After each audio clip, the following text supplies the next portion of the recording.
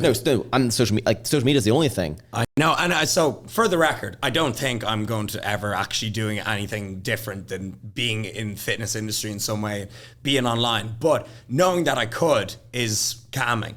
And with you, okay, right? Like, just for example, you just started a podcast recently, okay? And it's like, and the best example is Joe Rogan, who's the #1 podcast in the world. He's 54. Yeah. Like, you can, what?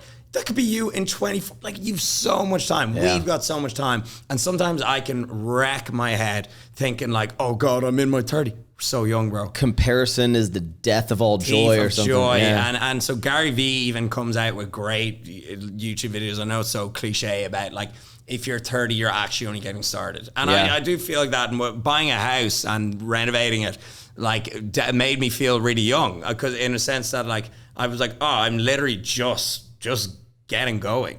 Like, I'm actually only coming into myself in life. I love some guy that came up to me and showed me a picture that me and him got. It was like the 2000s. It was the Alpha Land Tour. Right. Remember Alpha Elite Tour? It was in Chicago. You know, we went all over Europe and stuff.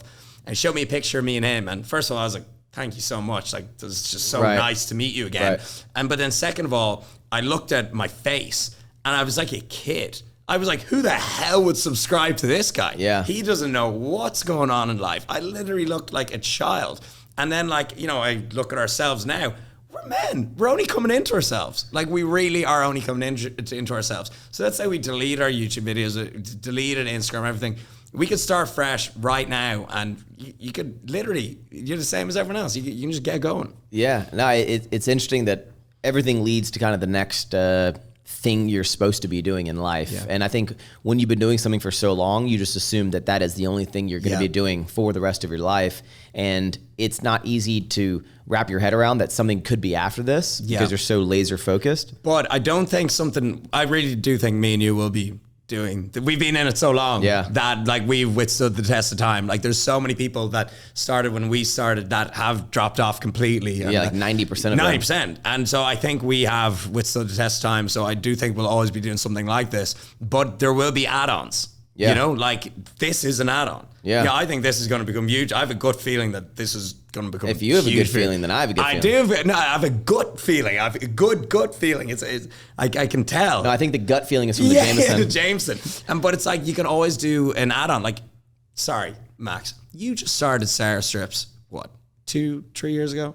Almost 3 years ago. Like, and it only really blew up the last year. Like, it went like crazy the last year. It's only getting started, bro. I'm telling you.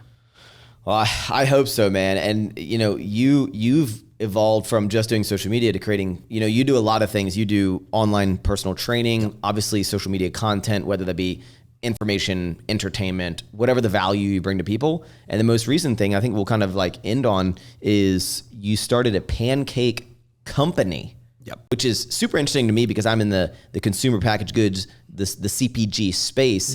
And, you know, when I started Sour Strips, that I'm not the first person to ever come out with candy, but I think it kind of took people by surprise. And I've never seen an influencer come out with something like a pancake. Obviously you're the food guy.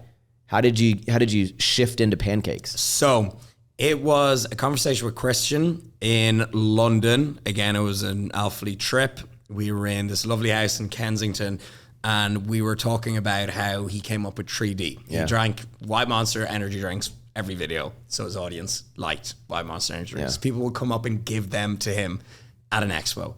You ate that inferior sour candy that will not be named. People would. How many expos have we done together? Mounds of candy. People would bring you. So it was in front of you. Okay. And we were talking about a physical product, okay? And we were in a group setting, me, Christian, a load of other people. And just the obvious choice when you're in the fitness industry is like supplements and clothing, you know, they're the biggest markets, but it's cool to think of something outside the box.